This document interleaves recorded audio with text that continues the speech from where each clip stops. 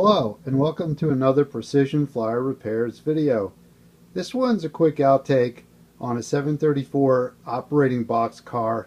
A customer dropped a couple of them off for me. Neither of them were working very well, and I thought I'd show you a few simple things you can do to get these cars working like new. First of all, take the shell off, and there's a little bit of a trick to that. Here's the shell. When the chassis is in the shell, you can get a screwdriver just ever so little bit right here underneath the chassis and the shell, and pry it a little tiny bit open, and then you'll expose the head of the pins that are there. You want to be certain to always pull them straight up, not at any angle, out of their post hole. And this mini crowbar is a terrific tool for doing that. It's by a company named Wia, W-I-L-A. I believe they pronounce it Wia. And once you get that head sticking up a little bit off the sheet metal chassis, you can just gently pry it straight up with the crowbar and in each of these corners.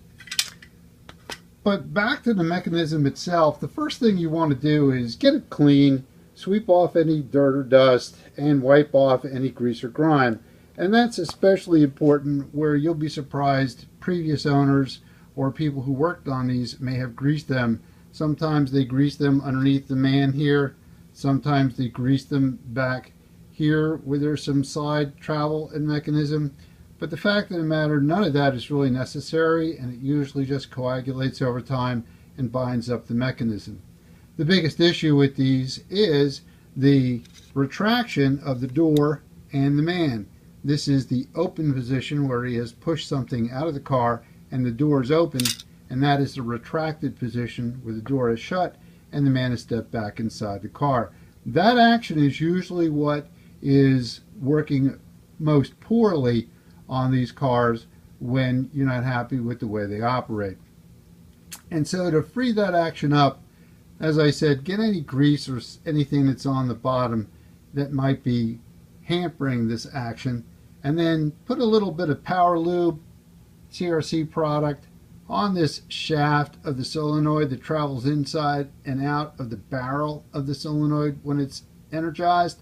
Don't put anything on these coils, just leave them the way they are, and put a little bit of Power Lube here so it's traveling in and out freely of the solenoid like that. Another point of lubrication is here. There's a pivot point for the man. You can put a light oil drop here and a light oil drop underneath that plate.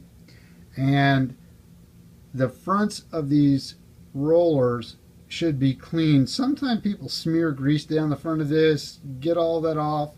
The rollers themselves should be cleaned. Sometimes people grease those, I guess assuming that helps the cargo to slide instead of roll down this roller conveyor. And the points behind in the back where the pins protrude through, get that clean as well. And then I like to apply a very thin light oil like this Conducta lube. It doesn't matter that it's conductive, just that it's a very light oil. So sewing machine oil or clipper oil would work as well. And put a drop on each end of the roller that you see protruding here through this sheet metal base, as well as in the back then where those pins from the rollers protrude as well. That just helps the pins to, that just helps the rollers, I should say, to roll freely on their pins. And lubrication wise, that's pretty much it. Usually that frees up this action, that frees up the rollers to roll, and most of what you need to do probably has gotten addressed. Now, this particular car chattered when energy was applied to it, and it is a solenoid, it is being fed alternating current, so you might get a little bit of that, but this had more, particularly when you push the button down and would hold it for a second or two. And what it needed was a new lead wire from the solenoid connection to the front truck, and the old cloth insulated wire really had given up the ghost, and it served its purposeful life, but that was it, and it wasn't making good connection anymore. The other thing was this truck's rivet underneath was not very well set, and so this front truck could wobble and was more loose than it ought to be, creating some additional play and travel or float in this insulated bushing, which you don't want to have because this truck needs to stay free and clear and insulated well from the chassis itself. So I'll show you the underside measures that need to be taken after I put a few of these American Flyer by Gilbert metal crates onto the roller conveyor, and as you can see, it works fine and actually is quite ingenious the way that happens. And then I'll apply some power and you can see him eject the cargo.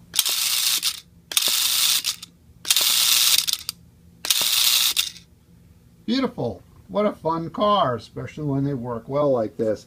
Now I'll disconnect the power from, you'll have to forgive me, I'm videotaping with my right hand and trying to maneuver this car with my left. Underneath, of course, you do all the normal measures. Take the wheel sets off, make sure everything's nice and clean, clean them, gauge them, set their gauging.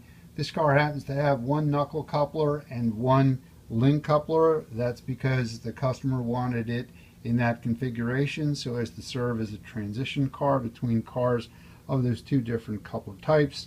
And here you want, of course, remove these wheel sets as well, clean them, polish the metal ones up, gauge them, set that gauging so it remains correct for a while.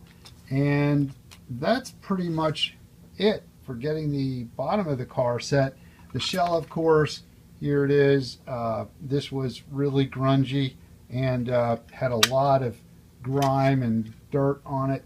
But you know, with some gentle washing and a soap, not a detergent, and a light brushing, good rinsing, and careful drying, they just come back up looking terrific most of the time. So it'll get reassembled and put out on the track. I think I'll show you it in operation when I show you the 5107W set that the customer dropped off, which contained the other brown painted 734 operating car, which had similar measures done to it to get it working like new again as well. So until we meet again, be well, have fun running your trains, subscribe to my YouTube channel, and visit my website for more information on this and other repairs.